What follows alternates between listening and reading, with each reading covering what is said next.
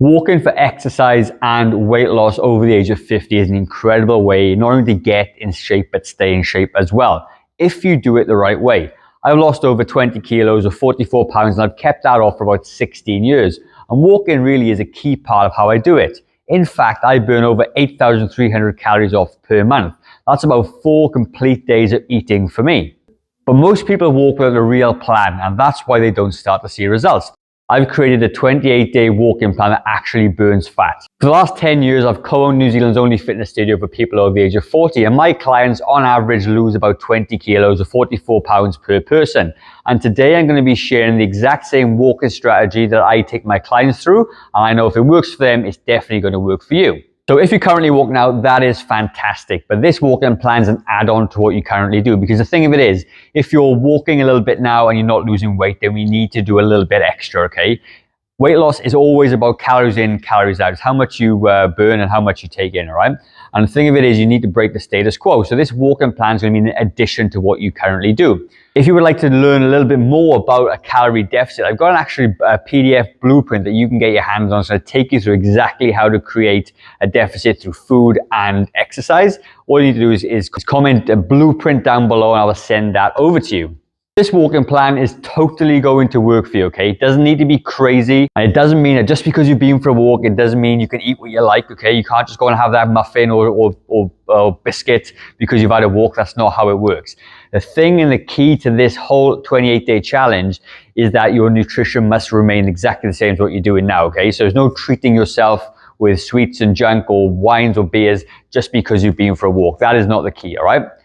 So the plan is to get you to about 150 minutes of quality walking minutes per week. Why 150? Well, 150 minutes is the amount of cardio you must do to keep your heart healthy, but also 150 minutes per week is only about 20 minutes per day. And most people can actually get this into their daily routine. But quality is the key word. You can't just be bimbling around, walking your dog, stopping every 5 minutes to go to the toilet, chatting along, okay? The walk needs to be purposeful. You must be going out there and walking in a purposeful manner. Like I said, I burn off for about 8,000 calories a month just from walking alone. That's equivalent to 4 entire days of eating for me. I eat about 2,000 calories per day. And this stuff adds up over time.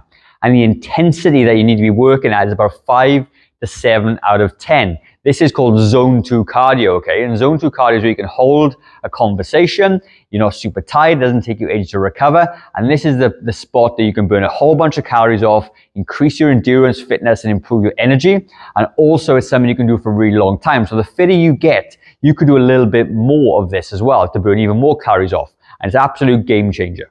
Now, the first thing that we're going to do, okay, we're going to start to create a plan. If you're going to do this 28-day challenge, you've got to have a plan. You can't just wake up in the morning and go, I'm going to go for a walk, because it's never going to happen.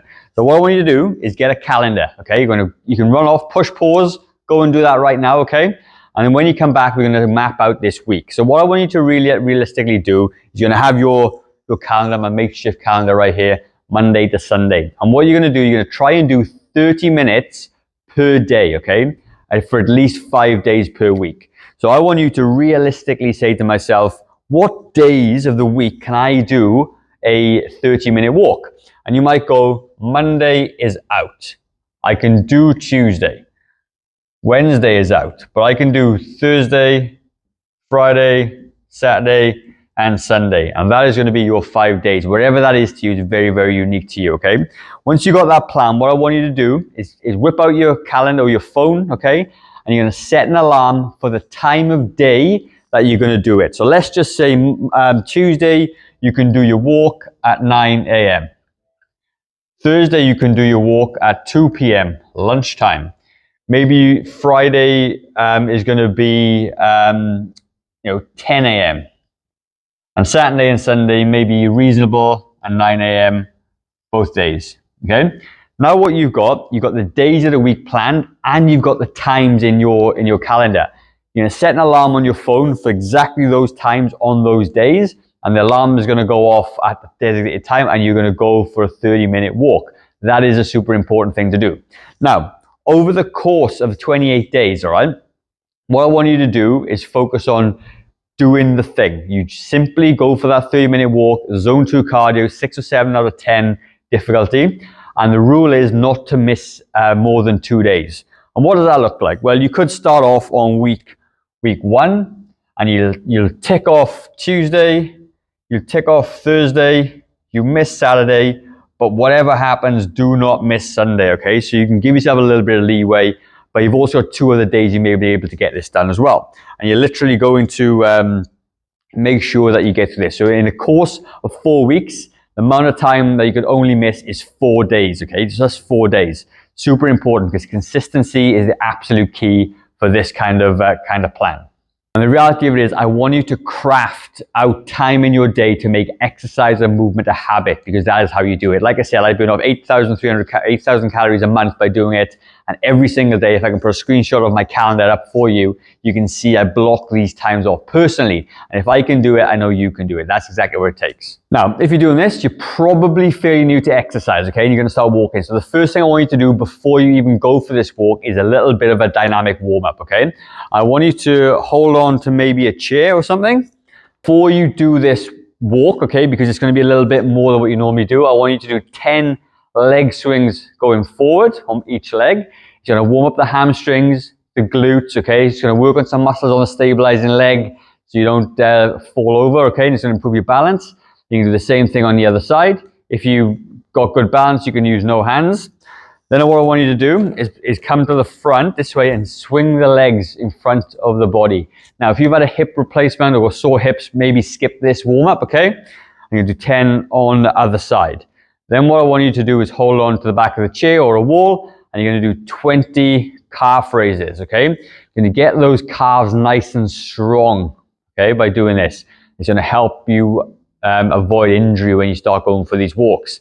And then the last thing I want you to do is marches on the spot, okay? You're going to march up and the other side. And what this is going to do is going to work on the hip flexors just a little bit. These muscles can be quite weak in some people. And also as well, top tip for you, if you keep your toe up as well, you're going to work on the tibialis anterior, the muscle at the front. It's going to help you keep your foot up nice and high, not let the foot drop, and it's going to help you avoid tripping over things, okay? So I want you to do this warm-up before you do your walks. It's going to make you feel better, okay? And it's going to help you avoid injury and whatnot as well. And once you've done your warm-up, you're going to go for your walk. Like I said, not going to miss more than 2 days, but there's a couple of things I want you to do to make sure that you see in progress. Number 1, I want you to weigh yourself about 3 times per week, on a Monday, on a Wednesday, and maybe a Saturday or Friday, okay? And what you're going to do, you're going to track down the weight as you go, and you're going to take the mid weight or the medium weight, because you're going to get high days and low days, but you're going to find the one in the middle, and you're going to track that number over the next 4 weeks. The next thing you're going to do is take some measurements, okay? So I've got a whole walking PDF, so just comment walking down below. I've got all this information out for you, and the places I want you to measure: your neck, your shoulders, your chest, your waist, your legs. And what this is going to do, when you combine this with weight and you combine it with measurements, then you're going to get a very true picture of how much weight and centimeters you're losing. Because the thing of it is, sometimes you may hold some water, you may weigh a little bit more depending on what you've eaten, but the measurements and the weight combined will show progress. So even if your weight didn't go down too far and you've lost 10 or 15 centimeters or a couple of inches, then that's going to be a positive thing, knowing that you're actually losing some weight. If you've got a smart watch, okay, like I've got here, okay, what you're going to do, there's on this PDF that you can download from me as well, there's going to be an option there to track how many calories that you're burning, all right? And you can see it written down. So like when I realized I burn off 8,000 calories a month, I was like, wow, that's a lot. And you can tap this in as well. And over the course of a week, you can see a really nice visual of how many calories you're burning. And with that positive reinforcement, you know that the walking is working. It's helping you lose some body fat and body weight. And it's a really nice thing to see over time as well. The other thing that your smartwatch might show is your heart rate as well. And the fitter you get, okay, and the more you do this, you see you decrease in heart rate. And when your heart rate comes down, it means that your heart's becoming more efficient. It's not working as hard as it was, and that thing is going to transfer into a better quality of life, better cardiovascular system, and it's going to decrease your risk of things like heart attacks and strokes and all those nasty things that come with being inactive. So that's a very simple 28-day plan that I know you can follow, all right? I know it's going to work for you. So let me know in the comments when you're going to start this, and check back in over the next couple of weeks to tell me how you got on. If you've got any questions, though, leave a comment down below. There's a video up here which is going to help you strengthen those hip flexors a little bit more. You can add that to your routine as well, okay, to have a full solid plan to do that. But good luck with your 28-day challenge, and I will see you on the next video.